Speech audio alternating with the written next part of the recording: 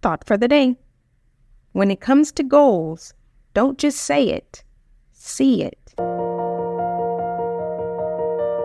Welcome to 7 Minutes for Yourself.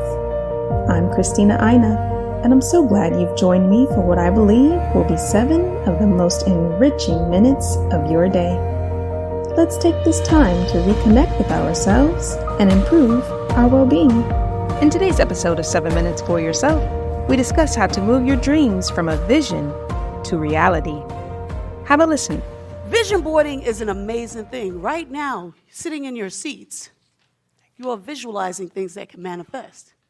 I want to ask you guys, close your eyes for a minute. Do you see yourself on this stage? Do you see yourself on this red circle? Open your eyes. Vision of me. Who do you see? I grew up in a household of visionaries, of dreamers. My parents are from Trinidad and Grenada. They came to this country and they had dreams of living that American dream. And I had to get this speech all the time, my siblings and I. And I know you got the same speech. Karen, we came to this country for you to be the best you can be. And I want you to go to college.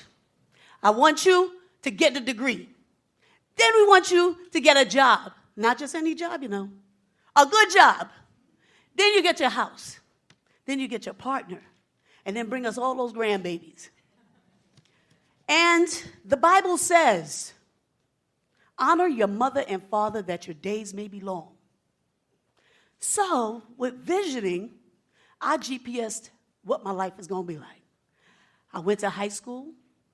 I went to prom with the handsome guy. I graduated. I left home and went to college. And I got a degree in love. Yes, my freshman year, I met an older man at the ripe old age of 19.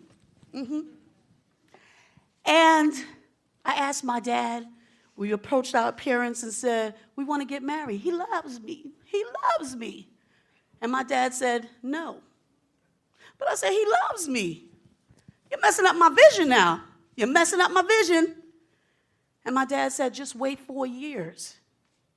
What's wrong with waiting 4 years? But no, I was in love. That was part of the vision. That was my dream. So we got married. We were the it couple, handsome as can be. Oh, my goodness. Everybody looked at us like, oh, look at them, black royalty, as you can see. And I was on cloud 9 when I tell you, traveling, loving life, loving each other, learning each other. He's going to college, getting 2 degrees. I'm struggling to get one. But I had the best treat. I had 6 kids. 6 kids. They're adults now, beautiful kids. Their ages are 26, 25, 25, and they're not twins. Don't judge me. 24, 23, 22. Yes, they've gone off to college, they have their own lives, and they're doing wonderful things. And him and I are celebrating our royalty family. And my cloud 9, all of a sudden, started to become a dark cloud. My vision ended up getting glaucoma. So, this wasn't on the plan. And when everything started changing, I started to go into something people call depression. But I wasn't claiming it because it's a mindset. If you allow those words to sink into your head, it starts to mess up your vision. And with vision boarding, what you're doing is a law of attraction. You're attracting beautiful things into your life, but you can also attract negativity. So it's up to you to make that decision. So I found myself in a place that I just couldn't understand. And when he said he didn't love me anymore after 23 years, and I gave you 6 beautiful kids, I found myself on the train with a suitcase, an Armani suit, some great heels. I was looking good, but I was broken on the inside. All I had was my mindset and my vision. I'm on that train, and I had no place to go.